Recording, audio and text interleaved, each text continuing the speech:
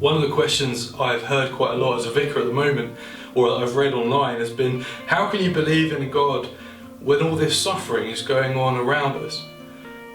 And it's a fair question, isn't it? I mean, it's a good question. It's a genuine question. And I want to give 3 reasons why I can believe in the God of the Bible even with all that's going on around us. I'm not going to pretend that they're going to answer everything. I don't expect that I'm going to be able to change your mind, but I'd love to just share with you over the next couple of minutes 3 reasons. The first reason is that the Bible talks about an explanation for the suffering that we see.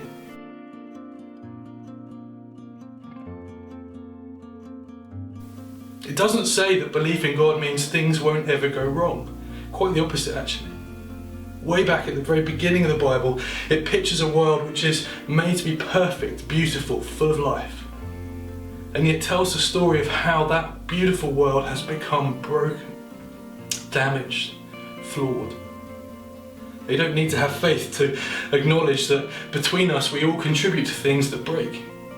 Broken relationships, broken health, broken life. All the things around us that we see which are beautiful can also be broken. And that's the world that I see when I look out the window. A wonderful world, and yet one that feels damaged and spoiled and not quite as it should be. And I believe in the God of the Bible because the Bible explains that for me. It's the beginning of the story. A beautiful world, but a broken world. And one that we've all shared in responsibility for. The second reason that I can believe in the God of the Bible is that the God of the Bible steps into that broken world. He shares in our suffering.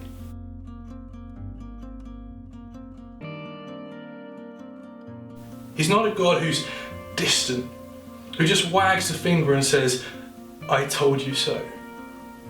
Or a God who just stands over us and sneers and says, "Well, try and clean up your own mess." No, the God of the Bible chooses out of love to enter into that mess that we've made. To become one of us, literally, in order that He might take that brokenness and that damage and that pain on Himself. The God of the Bible is a God who steps into and shares our suffering and knows what it is to bleed. And thirdly, I believe in the God of the Bible because the Bible tells me that the end of the story is a world which will once again be free of suffering. It pictures this world remade to be free from pain and sickness and even death itself.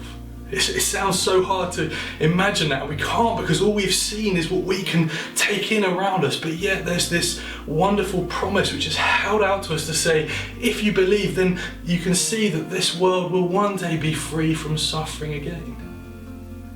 The end of the story is a good one. In the last book of the Bible, the book of Revelation, it talks about a world free from sickness, pain, suffering, evil and death. And for me, as the end of the story, that captures my heart. It feels right. Because the suffering that we experience, the loss and the hurt, always feels so wrong. It doesn't just feel painful, it feels unfair. It feels like this is not the way the world should be.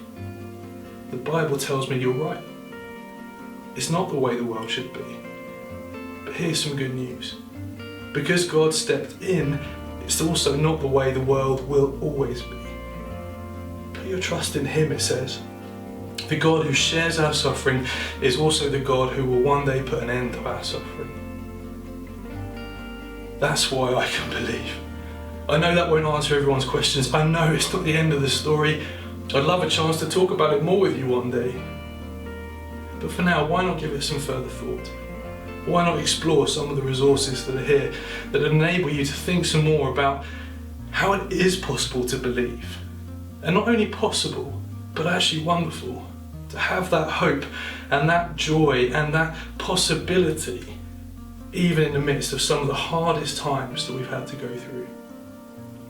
I believe in a God who explains suffering, who shares suffering and puts an end to suffering.